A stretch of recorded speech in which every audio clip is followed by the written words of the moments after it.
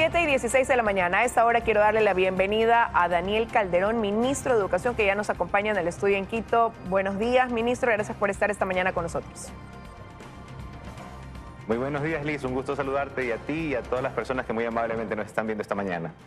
Gracias nuevamente por acompañarnos para el análisis. Quiero empezar esta entrevista preguntándole cómo repercuten estas medidas que el gobierno ha adoptado por la crisis energética, sobre todo en el ciclo escolar que está en marcha. Bueno, como sabes, tenemos este desafío como país y esto obviamente implica que tomemos decisiones y que nos adaptemos a las condiciones que hoy están presentes en todo el territorio.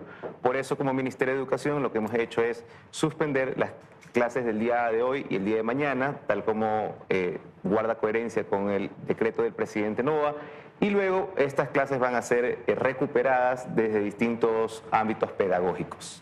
Puede ser una suspensión que diga, entre paréntesis, por ahora, 2 días.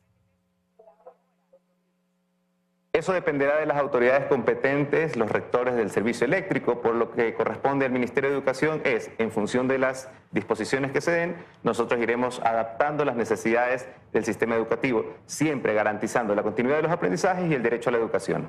¿Y eso pudiera llevar a que se postergue el inicio del régimen Costa a propósito de que la emergencia, pues según el decreto también que emitió el gobierno, va a durar 60 días y se prevé acá en la costa que las clases arranquen oficialmente el 21 de abril? Digo oficialmente porque hay planteles particulares que ya han comenzado. Ciertamente, nosotros ya emitimos un cronograma de inicio de clases, pero como siempre lo dijimos, lo decíamos hace un mes y desde que lo emitimos, siempre es importante estar atento a cuáles son las condiciones con las cuales arranca el año lectivo. ¿Por qué? Porque esto siempre puede cambiar y si algo nos han demostrado los últimos años de la historia es que debemos ser flexibles para poder adaptarnos a los distintos cambios que pueden ir ocurriendo de forma emergente. Entonces, este es un cambio que nosotros lo estamos evaluando. Ciertamente tenemos que ir indicando cuáles son las incidencias que tiene el sistema educativo, pero por ahora el cronograma escolar se mantiene tal como ha sido emitido. De haber alguna modificación, pues lo comunicaremos oportunamente.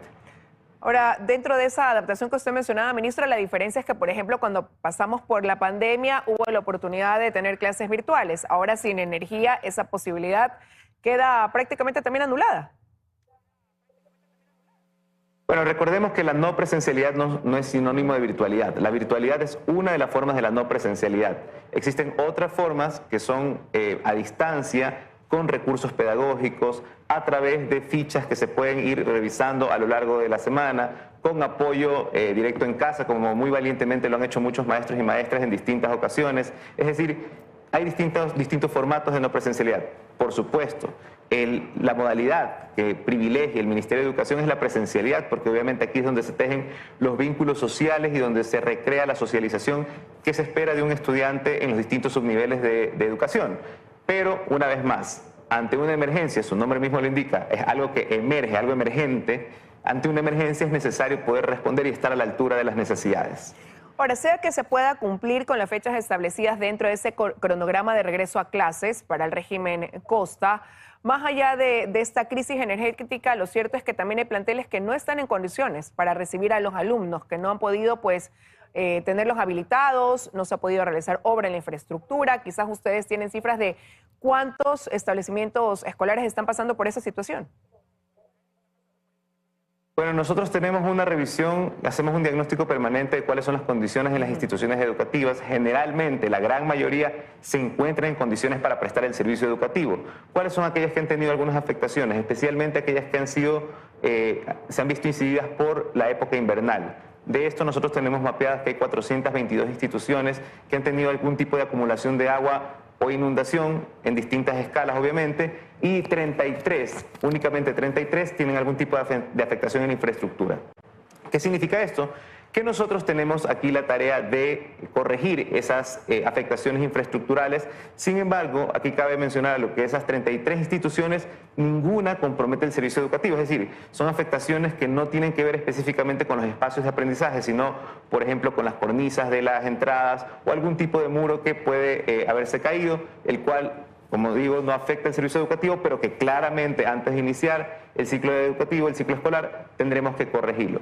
Importante también tener en cuenta que estas correcciones se hacen en función de cómo avanza la época invernal, porque de nada nos sirve que podamos hacer la reparación y luego nuevamente se vea afectada por las mismas lluvias. Entonces, según este monitoreo permanente que vamos dando, nosotros garantizamos que este servicio educativo pueda darse de la mejor manera posible. Ministra, hay dos precisiones, porque si bien es cierto, claro, estamos en época de invierno, no ha llovido quizás la cantidad que se esperaba, sobre todo considerando la llegada de un fenómeno del Niño. Sí ha llovido en unas zonas más que en otras, a lo mejor, pero estamos prácticamente a 11 días de que inicie el cronograma oficial de clases, de que arranque, ¿no?, de regreso a clases. ¿Van a alcanzar a tener las listas, estas edificaciones, estas 33 planteles educativos que tienen estos problemas? Liz, nuestro trabajo es garantizar el derecho a la educación. Por eso nosotros tenemos que asegurar que nuestros niños, niñas y jóvenes tengan un servicio educativo donde puedan recibir sus clases, donde puedan llevar adelante sus aprendizajes. Entonces, nosotros llevamos este monitoreo diagnóstico de la infraestructura educativa y esto vamos a garantizar que no incida en la continuidad de los aprendizajes. En efecto, como bien dices, estamos a las puertas del inicio del año lectivo Costa Galápagos. Sin embargo, de acuerdo a nuestros levantamientos, recordemos que nosotros como Ministerio de Educación tenemos una infraestructura administrativa bastante amplia y bastante cercana al territorio que nos permite tener información inmediata de cuáles son las condiciones en las que se desarrolla el servicio educativo y por lo tanto, desde esta información nosotros vamos tomando decisiones. En efecto, nuestra tarea es garantizar que todos nuestros niños y niñas, que nuestras y nuestros jóvenes lleguen a clases en las mejores condiciones. Y estas que tienen estas afectaciones, ¿en qué parte de la costa están ubicadas en su mayoría, ministro? Bueno, en efecto, la mayoría se encuentra en el litoral. Las afectaciones mayores se encuentran entre las provincias de Esmeraldas y Guayas. Obviamente también las vamos a encontrar en las otras provincias, pero estas son las dos que más a nivel de porcentaje tienen afectaciones infraestructurales. Pero como les decía, que hay que darle la justa proporción a este tema, ¿no? Hay afectaciones infraestructurales que no afectan el servicio educativo. Es decir, que si bien hay que repararlas, si bien hay que intervenirlas, no comprometen el ejercicio de aprendizaje de nuestros chicos y chicas.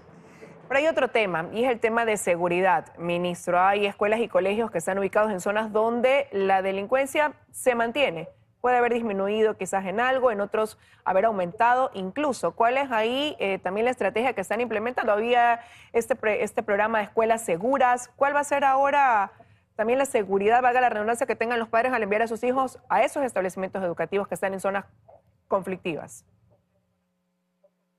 Bueno, aquí hay tres elementos que hay que mencionar. El primero es que en efecto nosotros tenemos una coordinación permanente con el Ministerio del Interior, la Policía Nacional, el Ministerio de Defensa Nacional y las Fuerzas Armadas para que justamente estos momentos icónicos de la escolaridad, como son por ejemplo el inicio de clases, puedan ser resguardados por las fuerzas del orden. Entonces, como lo tuvimos al término del año lectivo anterior, al inicio del año también tendremos un protocolo para poder asegurar el ingreso y los corredores seguros. Lo segundo es que, como bien decías, como país nosotros tenemos un Plan Nacional de Escuelas Seguras, pero inauguraremos este año lectivo con el programa de comunidades educativas seguras y protectoras. ¿Qué es lo que busca esto? Que superemos esta idea de que solo la escuela educa y que solo la escuela es segura. En la escuela no se inventó la violencia llega a la escuela. Es una reproducción de lo que ocurre en la comunidad, en la sociedad, en los barrios, en las familias. Por lo tanto, esto lo que busca es que ampliemos nuestro radio de acción y que comencemos a trabajar la dimensión educativa que tienen las comunidades. Entonces, este trabajo lo venimos realizando ya desde finales del año anterior. Tenemos un caso de éxito muy interesante en la ciudad de Guayaquil y la idea es ir reproduciendo esto en los distintos lugares que hemos identificado, que son más de 300 instituciones educativas a nivel nacional y todas aquellas que se quieran sumar. Y el tercer punto, Liz, como sabes, estamos en una semana fundamental para la seguridad del país. Estamos justamente en una semana determinante para poder saber si lo que queremos es un Ecuador seguro o un Ecuador que represente el pasado. Si nuestras calles están seguras, si nuestros barrios están seguros, seguramente nuestras escuelas lo estarán. Entonces, con estos tres elementos tenemos que garantizar que el inicio de clases respecto a seguridad se den en las mejores condiciones. Pero y este plan del que usted habla, que sí, que involucra a la comunidad, ¿va a mantener la presencia de policías, algún trabajo incluso conjunto con las Fuerzas Armadas? Porque al cerrar el año lectivo anterior, las mismas escuelas eran víctimas incluso de los extorsionadores. Los establecimientos educativos, sus maestros en muchas ocasiones. En la medida de lo necesario estará presente las fuerzas del orden. Sin embargo, recordemos que seguridad no es sinónimo de presencia policial exclusivamente. La seguridad es un sinónimo del bienestar y es la construcción de muchos elementos que tienen que ver no solamente con qué tan altos son los índices de delictividad, tiene que ver con cuál es las facilidades que tiene una familia para acceder a una institución educativa, cuáles son las relaciones y los vínculos que existen entre la escuela y los diferentes elementos de la comunidad. Eso es lo que tenemos que fortalecer. ¿Por qué? Porque nuestros chicos, si bien en las calles están más inseguros que en las escuelas son espacios protectores, no podemos solamente asegurar que estén bien dentro de ellas. No solo pueden estar bien de la puerta de la escuela para adentro, sino también de la puerta de la escuela para afuera. Ahora, en efecto, como mencionabas, existe un fenómeno social que ha tomado años en formarse, que ha tomado años en llegar hasta nuestras instituciones educativas. Y estamos trabajando fuertemente para que esto salga. Justamente es el programa de comunidades educativas seguras y protectoras.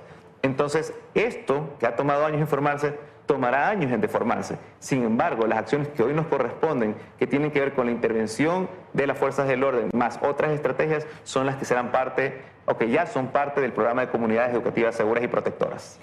Gracias, ministro, por haber estado con nosotros esta mañana contándonos cómo se proyecta ese regreso a clases en el régimen Costa, sobre todo. Que tenga un buen día.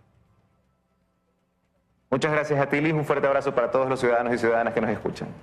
Gracias nuevamente. Son las 7:27 de la mañana. Vamos a una pausa. Enseguida regresamos con más.